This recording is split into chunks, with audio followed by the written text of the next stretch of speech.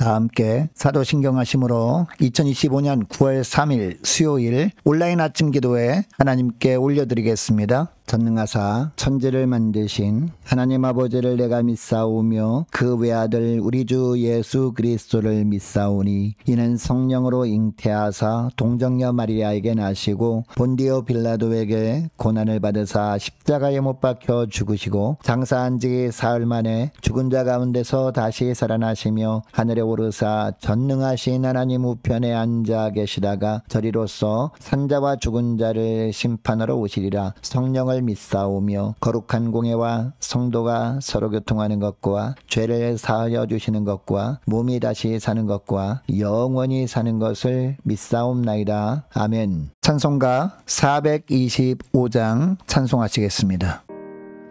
주님의 뜻을 이루소서. 고요한 중에 기다리니 지능과 같은 날 빚으소. 주님의 영성 만드소서. 주님의 뜻을 이루소서. 주님 발 앞에 엎드리니 나의 맘속을 살피시사 눈보다 이게 하옵소서. 주님의 뜻을 이루소서. 병들어 몸이 피곤할 때 권능의 손을 내게 펴서 강건케 하여 주옵소서. 주님의 뜻을 이루소서. 온전히 나를 주장하사 주님과 함께 동행함을 만민이 알게 하옵소서.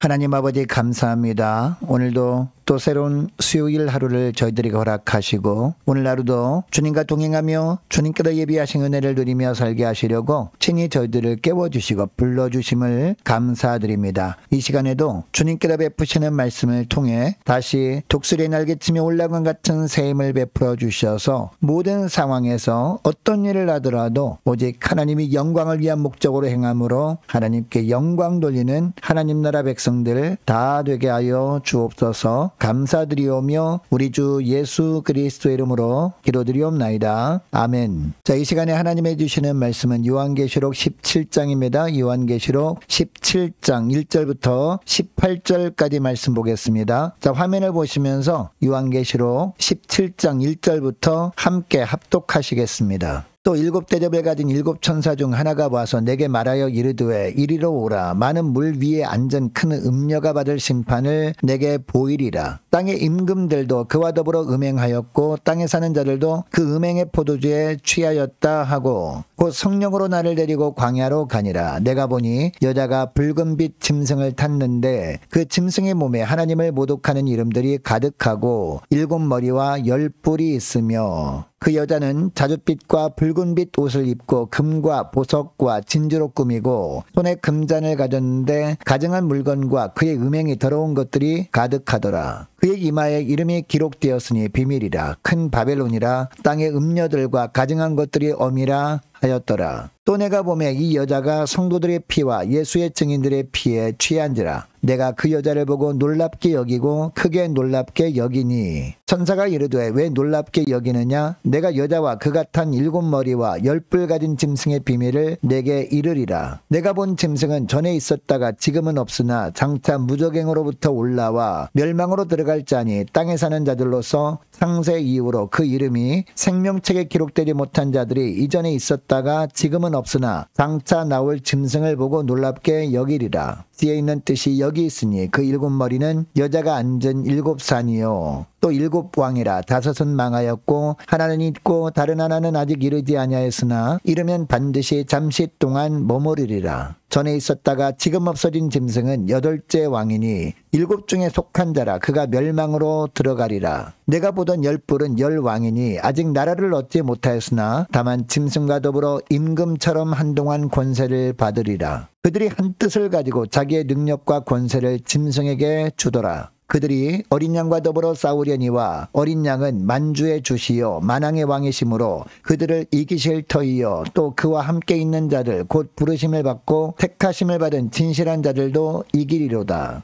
또 천사가 내게 말하되 내가 본 바 음녀가 앉아있는 물은 백성과 무리와 열국과 방언들이니라. 내가 본 바 이 10뿔과 짐승은 음녀를 미워하여 망하게 하고 벌거벗게 하고 그의 살을 먹고 불로 아주 사르리라. 이는 하나님이 자기 뜻대로 할 마음을 그들에게 주사 한 뜻을 이루게 하시고 그들이 나라를 그 짐승에게 주게 하시되 하나님의 말씀이 응하기까지 하심이라. 또 내가 본 그 여자는 땅의 왕들을 다스리는 큰 성이라 하더라. 아멘. 여러분 디모데전서 6장 12절 말씀에 보면 믿음의 선한 싸움을 싸우라 영생을 취하라 이를 위하여 내가 부르심을 받았고 라는 말씀이 나옵니다. 하나님께서 우리를 지명하여 부르시고 예수 믿게 하신 이유가 무엇이라는 겁니까? 믿음의 선한 싸움, 즉 악의 권세 앞에서도 당당하게 믿음으로 사는 믿음의 용사가 되게 하려고 부르시고 예수 믿게 하시고 하나님의 자녀 삼아주셨다는 겁니다. 여러분 그러면 우리 믿음의 사람들이 악의 권세 앞에서 당당하게 믿음으로 살아야 하는 이유가 있습니다. 그것이 무엇일까요? 첫째로 악의 권세는 결국 안개처럼 멸망할 존재이기 때문입니다. 자, 8절 말씀을 보시기 바랍니다. 자, 8절을 보니까 내가 본 짐승은 전에 있었다가 지금은 없으나 장차 무적행으로부터 올라와 그 다음에 뭐라고 하고 있습니까? 멸망으로 들어갈 자니 라고 합니다. 여러분 당시에는 이 말씀을 들을 때 본문에 나오는 짐승을 대부분 로마 제국이라고 생각했을 뿐만 아니라 로마 제국은 영원할 것이라고 여겼습니다. 그러나 이런 로마 제국도 아무리 강성해 보이는 세상의 제국도 멸망할 존재라는 겁니다. 자, 그런데 1절 하반절을 보니까요, 이 짐승을 많은 물 위에 앉은 큰 음녀라고 하고 있는데 이것은 그 당시에 그만큼 사람들에게 엄청난 영향력을 행사했던 존재였음을 보여주고 있습니다. 자, 2절에 보면 이 음녀의 달콤한 유혹 앞에 세상의 통치자들도 넘어가서 음행 곧 우상숭배를 조장하며 하나님을 대적했다라고 하고 있습니다. 또한 2절 하반절에 보니까요, 땅에 사는 자들 즉 짐승의 표를 받고 짐승을 숭배하는 자들도 음행의 포도주에 취했다라고 합니다.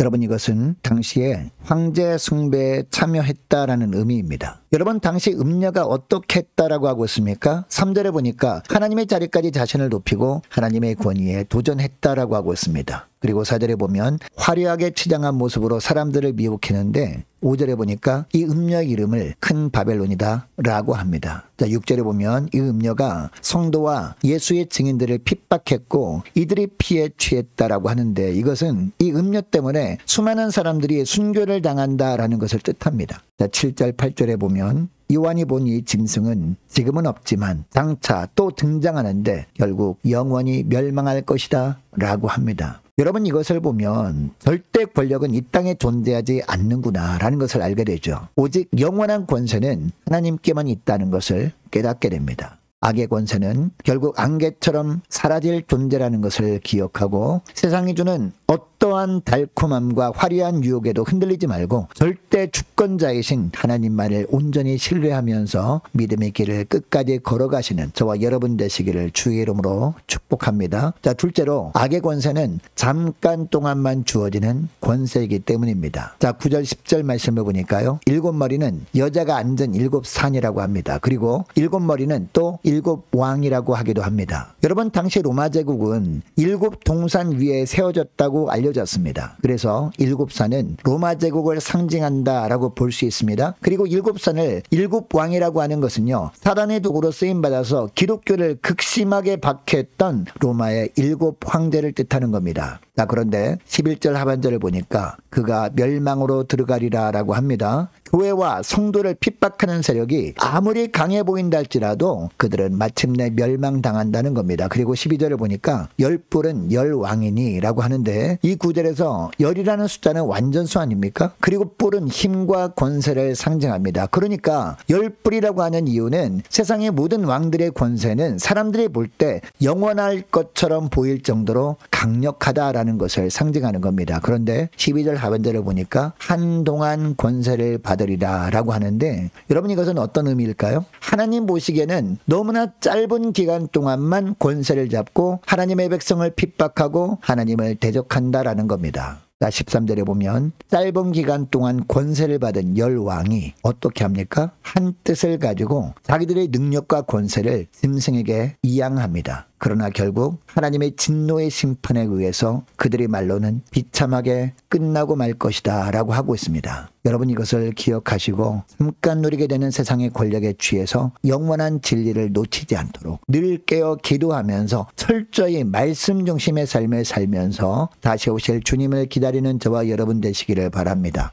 그리고 셋째로 악의 권세는 최종적으로 복음 앞에 굴복할 것이기 때문입니다. 14절 상반절을 보시기 바랍니다. 그들이 어린 양과 더불어 싸우려니와 라고 합니다. 여러분 이것이 짐승과 열왕들이 연합한 목적입니다. 어린 양을 대적하기 위해서 그들은 연합했던 겁니다. 14절 중반절을 보니까요. 어린 양은 만주의 주시여 만왕의 왕이시므로 그들을 이기실 터이요 라고 합니다. 그리고 또 뭐라고 합니까? 14절 하반절을 보니까 그와 함께 있는 자들 곧 부르심을 받고 택하심을 받은 진실한 자들도 이기리로다 라고 합니다. 무슨 이야기냐? 악한 세력들이 연합이 아무리 강할지라도 그 전투는 어린 양의 승리로 끝나게 되어 있다라는 겁니다. 또한 짐승의 핍박 가운데서도 오직 하나님만을 붙잡고 인내한 백성들도 어린 양의 승리에 참여하게 된다라는 겁니다. 그래서 16절에 보면 뭐라고 합니까? 내가 본 바 이 열불과 짐승은 음녀를 미워하여 망하게 하고 벌거벗게 하고 그의 살을 먹고 불로 아주 살이리라 라고 합니다. 사탄의 세력 즉 짐승과 열왕 그리고 음녀 사이에 분열이 일어나게 하나님께서 만들어 버리신다는 겁니다. 이것을 17절에 보면 뭐라고 합니까? 이는 하나님이 자기 뜻대로 할 마음을 그들에게 주사 한 뜻을 이루게 하시고 그들의 나라를 그 짐승에게 주게 하시되 하나님의 말씀이 응하기까지 하심이라 라고 합니다. 하나님의 섭리와 계획 가운데 이런 일들이 일어난다라는 거죠. 결국 하나님의 말씀이 응할 때까지만 악이 단결하여 득세하게 한다라는 이야기를 말씀하는 겁니다. 결국 악의 세력은 최후에는 자중질환이 벌어짐으로 말미암아 스스로 패망하게 되고 끝까지 믿음으로 산 주님의 종들은 승리케 된다라는 겁니다. 그래서 주님은 요한복음 16장 33절에서 뭐라고 합니까? 담대하라 내가 세상을 이겨노라 라고 말씀하셨던 겁니다. 여러분 주님께서 말씀하신 이 말씀 붙들고